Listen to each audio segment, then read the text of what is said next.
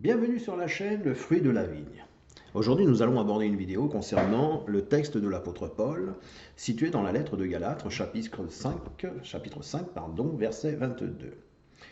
Voyez le fruit de l'esprit comme une table de mixage. Le fruit est la table, et les attitudes que vous allez devoir aborder au fur et à mesure pour régler votre situation correspondent aux boutons que vous allez manœuvrer. Alors, donc je rappelle le fruit de l'esprit. Donc j'ai la Bible avec moi, n'est-ce pas? Verset 22. Mais le fruit de l'esprit, c'est l'amour, la joie, la paix, la patience, la bonté, la bénignité, la fidélité, la douceur, la tempérance. Alors la bénignité, on sait que c'est la bienveillance. La fidélité, on sait que c'est la foi. Et la tempérance, la maîtrise de soi. Aujourd'hui, on va travailler sur la première attitude, l'amour. L'amour est la manifestation par la libération de votre capacité à aimer. À vous aimer. Mais si vous n'avez pas conscience de l'amour qui se manifeste en vous, qui préexiste en vous, vous ne pouvez l'accueillir et en libérer son parfum. Certains pourront me dire, ah ouais, mais moi j'ai jamais été aimé, hein. Je n'ai pas reçu d'amour en amont. N'est-ce pas? Ou d'autres pourraient me dire, et là je parle pour les excommuniés, qui sont nés dans une famille de témoins de Jéhovah, qui n'ont pas reçu d'amour ou qui n'en reçoivent plus, surtout depuis qu'ils sont excommuniés. Alors je vais vous dire, heureusement, nous pouvons en recevoir en aval. Il ne faut pas prendre de décision sur la base de vos sentiments, mais d'après ce que vous savez. Pourquoi? Nous avons tendance à suivre nos pensées. Ça. Et lorsque une pensée est négative et que nous la suivons, elle va générer chez nous du stress. Ce stress, du coup, s'il est mal géré, va aller à l'encontre de notre sérénité, c'est-à-dire de notre paix. On en parlera dans la troisième attitude. Toutes les attitudes de l'esprit qui viennent de l'amour, c'est où l'amour va commencer et où il sera maintenu en place par la maîtrise de soi. L'amour a besoin d'être régulé. Laissez-moi vous conter l'histoire d'un grand-père et son petit-fils qui se promenaient dans un parc. Le grand-père dit au petit-fils, tu sais, il y a deux loups qui hurlent en moi. Le premier est rempli de colère, de haine, de rancœur, essentiellement de vengeance. Le deuxième est rempli d'amour, de bonté, de compassion et même de miséricorde. Lequel des deux loups va gagner, grand-père?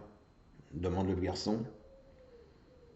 Celui des deux que je nourrirai, lui répond le grand-père. Qu'est-ce qui pourrait mettre un frein à l'amour? L'amour est un sentiment que l'on a de vis-à-vis de quelqu'un qui nous donne les moyens d'exister. Votre corps vous donne ce moyen. Quelle est la première cause de l'extérieur qui vous fait souffrir? C'est vous-même. Par exemple, si vous vous regardez dans une glace, est-ce que vous allez réduire l'amour que vous avez de votre personne à une zone particulière, c'est-à-dire un point noir que vous auriez sur la peau, ou à du surpoids, ou à une situation qui vous handicape au regard des autres?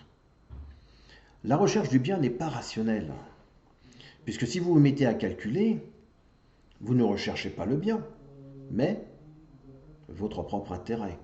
Comment enlever ce point noir? Comment perdre du poids? Comment plaire aux autres? Alors plutôt que de chercher à comprendre, cherchez à voir ce qui vous échappe. Un autre exemple. Un ami vient vous voir et vous demande un service. Est-il difficile de lui dire non? Ouais, mais si je refuse de lui rendre service, il va me le reprocher, donc je préfère m'exécuter. Mais alors à partir de ce moment-là, ce n'est plus de l'amour. La demande de votre ami est en rapport avec sa question. Peux-tu me rendre service, s'il te plaît? Non, je lui dis s'il te plaît, hein. Ah non, je ne peux pas, ou je ne veux pas. Je n'ai pas le temps. Dans votre refus, ce n'est pas l'amitié que vous mettez en cause. C'est sa demande. Donc si votre ami est vexé par votre refus, il peut, certes, vouloir vous le reprocher, mais ça voudrait dire qu'il se refusait à votre refus. Et il s'est mis à calculer Donc il ne recherchait pas le bien, mais son propre intérêt. Je n'aime pas les gens, mais j'aime aimer.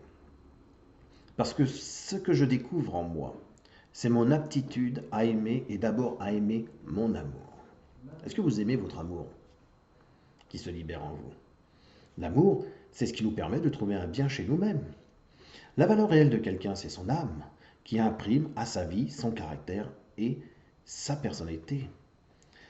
Votre corps, c'est ce qui permet à l'être d'avoir conscience de son environnement, du monde qui l'entoure. Vous constaterez que dans l'Écriture, on parle du fruit de l'esprit qui est au singulier. Et donc, parce qu'il est le premier de la liste, il contient tous les autres. Il ne faut pas, je vous dirais, vous laisser définir par l'autre. Accédez à votre propre définition de vous-même. Vous pouvez vous aimer et ne pas vous apprécier. Vous pouvez aimer les gens et ne pas les apprécier non plus. Ce qu'il ne faut pas, c'est mélanger ce qui relève du sentiment et ce qui relève de votre relation avec vous-même ou avec les autres. Quelle est l'évaluation de la valeur perçue par les sens? Regardez, je vais prendre de nouveau ma Bible, le chapitre 5, toujours dans la lettre aux Galates, et verset 17. Alors, car la chair a des désirs contraires à ceux de l'esprit, et l'esprit en a de contraires à ceux de la chair. Ils sont opposés entre eux, afin que nous fassions point ce que vous voudriez. Voyez. Alors je vais vous donner une astuce. Vous voyez, j'ai pris une pomme. Cette pomme, je la mange à condition qu'elle soit bonne. Souvent les gens, pour les témoins de Jéhovah, vous savez qu'on a beaucoup parlé de l'amour agapé. Alors moi, c'est un petit peu l'histoire de la personne qui arrive dans un restaurant, il est en face d'une jeune femme ou d'un jeune homme, peu importe, et il lui dit « Je t'aime, veux-tu m'épouser ?» Et puis là, il y a le serveur qui arrive, il lui amène une pomme. « Oh, j'adore les pommes !» En fait, il va utiliser le même mot amour pour la personne qui est en face de lui que pour un fruit. Et il est vrai que la pomme va lui répondre « Moi aussi, je t'aime !» Non. Attention à ne pas confondre votre personne et votre comportement. Vous avez de l'amour en vous, de l'amour qui préexiste en vous, accueillez-le et changez de comportement. Et je vous dis à bientôt pour la prochaine vidéo qui parlera de la joie, de deuxième attitude.